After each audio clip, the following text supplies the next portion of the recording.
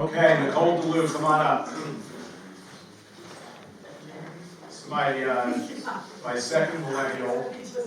Now, unlike Kelly and I, Nicole and I have known each other for quite a while. And I've had the distinct pleasure of not only placing Nicole, but working with her as a client almost. So Nicole is an unusual millennial in that she's already accomplished great things in sales, has had management experience, has worked for a Denver startup where I did place her. Unfortunately, it was not the most successful Denver startup I've ever recruited for. However, she bounced back so dramatically that she's now with Amazon and moved to Seattle, which actually really pissed me off because she turned down an offer through us to do that. But showing my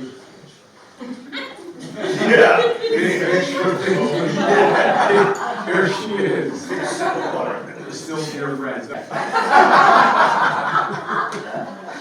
So the question I asked Nicole to prepare for, since she's worked for the huge guy now and before Tech Systems, another really Goliath company, and the startup, what's the most noticeable difference in the management style and the attributes of the folks you've worked for at the Denver-based SaaS startup as opposed to the industry giants that have employed you?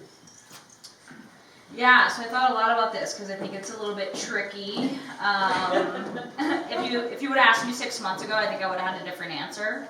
And it's been about 6 months you've been at Amazon? It's been about 6 months since I've been at Amazon. So I think my wheels started going crazy about this, right? And I think that when you think of a startup environment versus a very established company who has processes in place, I think that the differences in the environment dictate kind of how management works.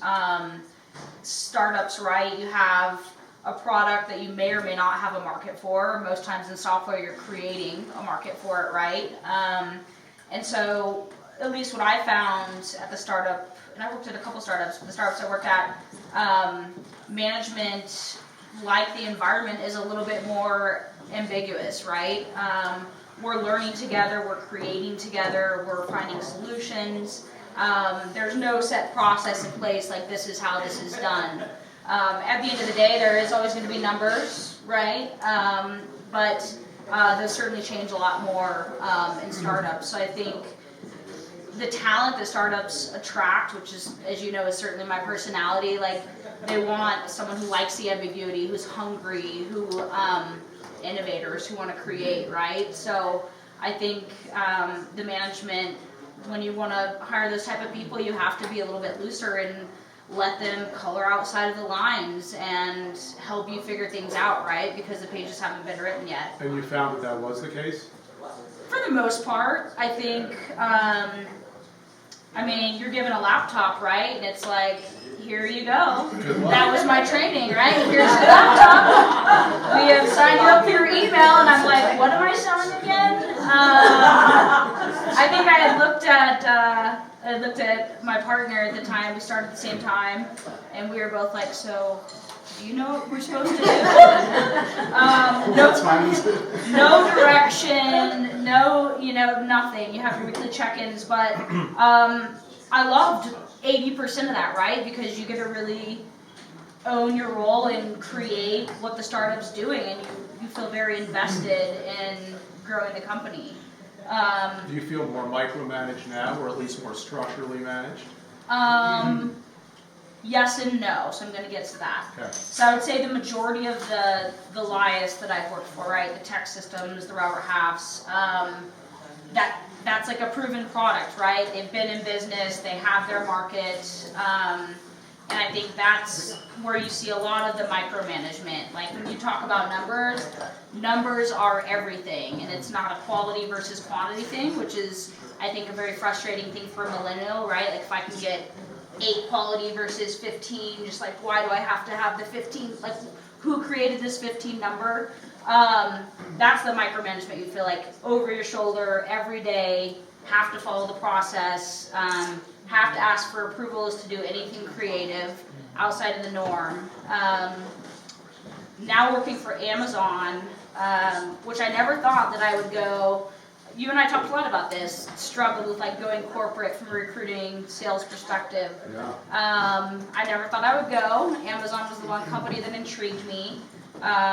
I think Amazon's kind of an in-betweener when you think about it. The cool thing is with the Goliath that it is, I think whatever line of business that you're in, you truly feel like you're in a small startup within an enterprise company.